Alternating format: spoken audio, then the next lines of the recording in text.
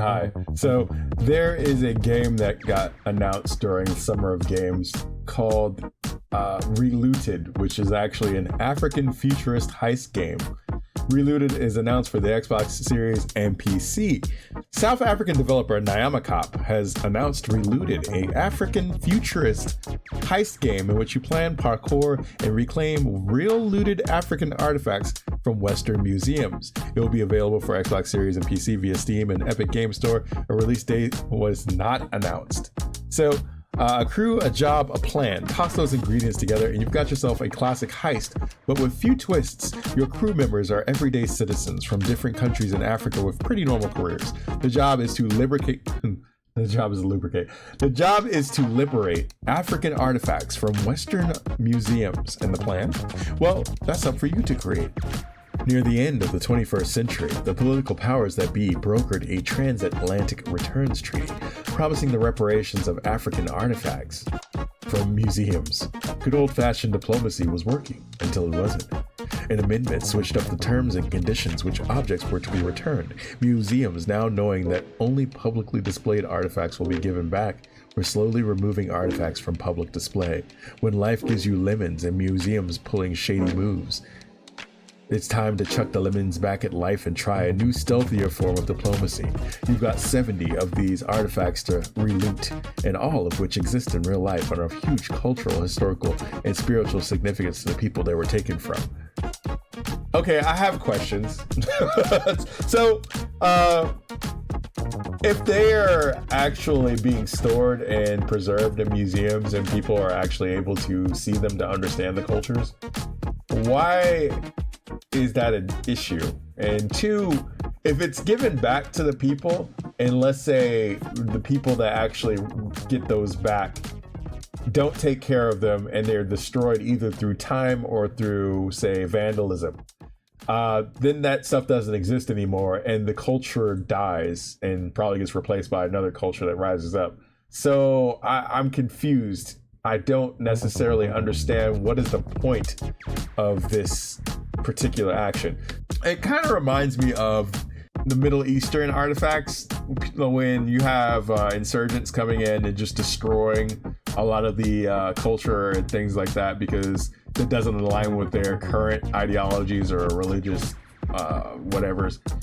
And they just destroy it. It's done. It's not even preserved. You don't even have an inkling of an idea of what the past was, because obviously there is a personal and political aspect in there where people feel that in order to control the present, you have to basically obfuscate the past or hide the past away or destroy the past in order to trick these people into believing that they don't have a past and that they can follow this thing and it will create a glorious future or something like that.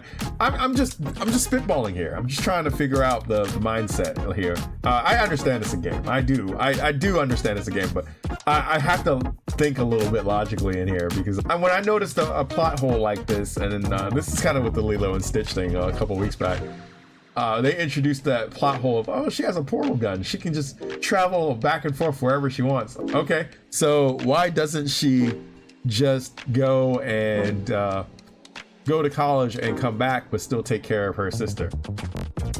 Why can't they just go to a whole nother place, start over somewhere? Why can't she portal gun into a bank and get enough money to rebuild her house and have enough money to live lavishly and be comfortable? There's certain things that kind of, when you ask certain questions and it undoes the entire plot or it puts a lot of things being done by the characters into question, those are things you kind of wonder. You're like, this might be a plot hole. This might be a potential plot hole. This might actually break the plot. It all starts with a troublesome little brother who, gets you into all sorts of messes. But thankfully, normally, you will meet more reliable crew members from different African countries. Recruit people from the classic hacker to your prim and proper grandma. Don't worry, grandma pulls her weight. Case the joint.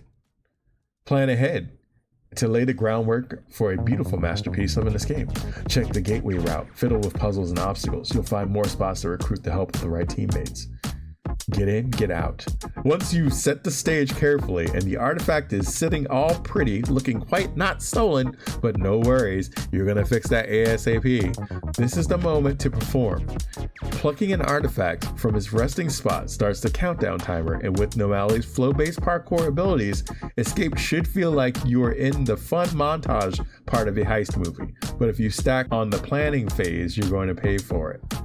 Key features: pull off heists. Plan and prepare your escape route by solving puzzles, placing your teammates in the right place. When you're ready, take the artifact and escape with Nomali's flow-based parkour abilities. Recruit a crew. Meet and gradually recruit different team members with their unique abilities. Explore an African futurist setting. With a hideout based in South Africa, you'll see parts of Johannesburg imagined in the future. Reclaim real artifacts. Recover 70 artifacts that exist in real life, all of which are huge cultural, historical, and spiritual significance to the people they were taken from. So let's take a moment to take a look at the trailer here.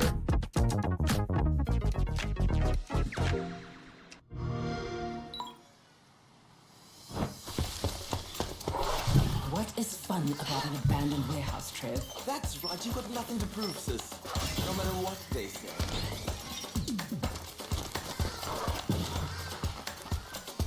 Okay. What's this all about? Treaties were signed, promises made and broken. Yes, stealing to take back what was stolen. Stolen? Who's stealing them?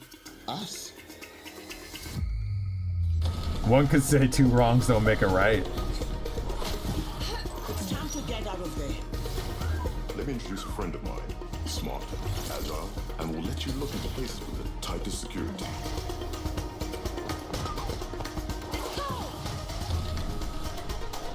I could probably bench press every... Okay, your typical strong woman. The locksmith strikes again. Hold on. Listen, are you having second thoughts? No, just hoping you won't get me killed. Yeah.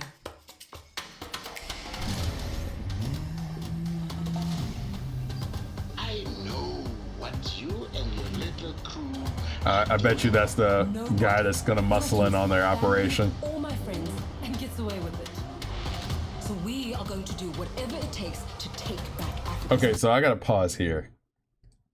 I think this is kind of what confused me on this. If you're stealing these and trying to repatriate these to different people that originally owned them, to have a trophy wall that's there in the game just makes it look like you're stealing from the rich and giving it to yourselves.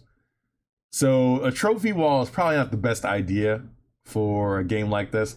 And making a trophy wall, or the concept of a trophy wall in a game where you're supposedly saving things and putting them back in the hands of the people they originally belonged to, this just isn't a good look. This isn't a good look at all. All the stuff that's going on here is not great. So Back Africa's belongings, and we're going to do it together.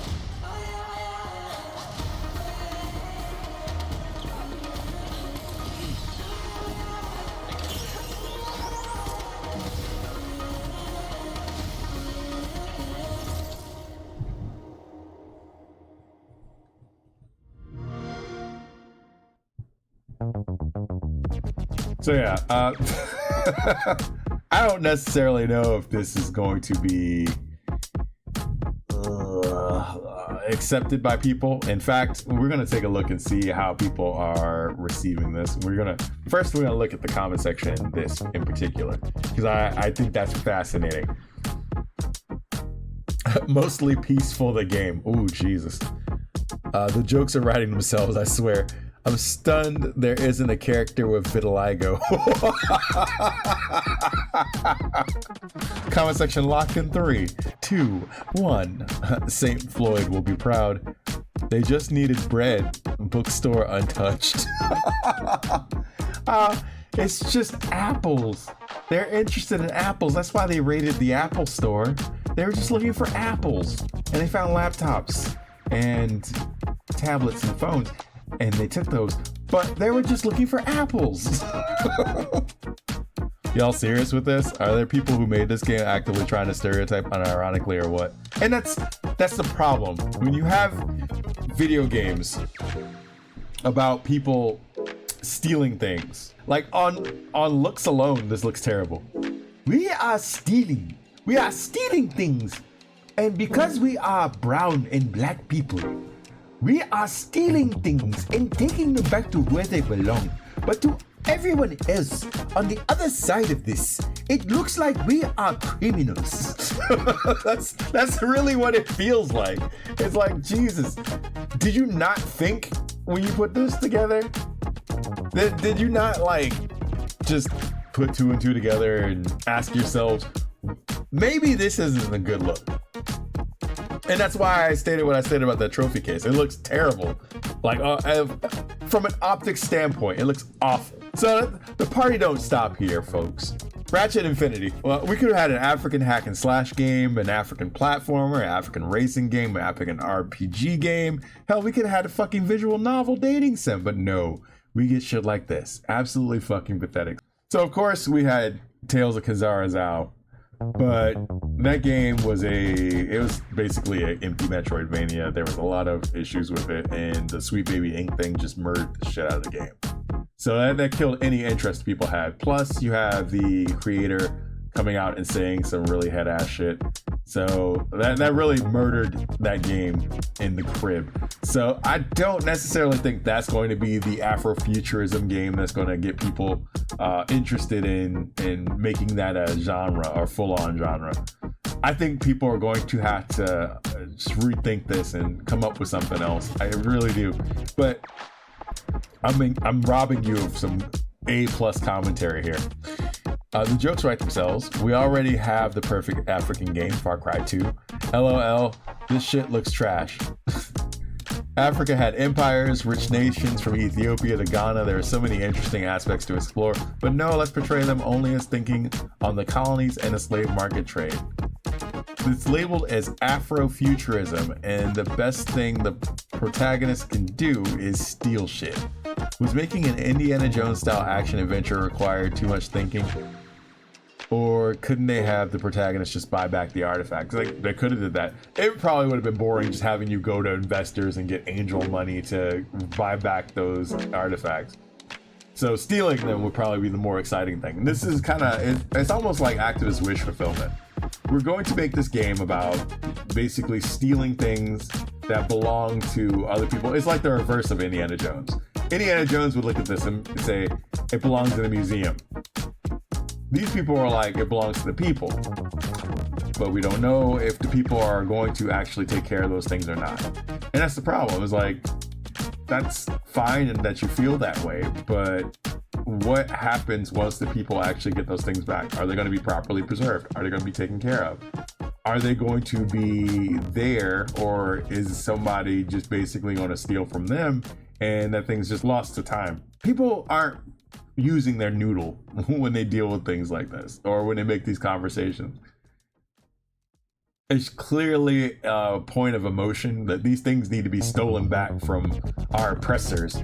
So I want to take a moment to look at the PC Gamer article this is attached to. I feel like I have to understand at least something from the developer's point of view. And we probably won't get it, but I have to look. It's one of those things that makes this more of a interesting video.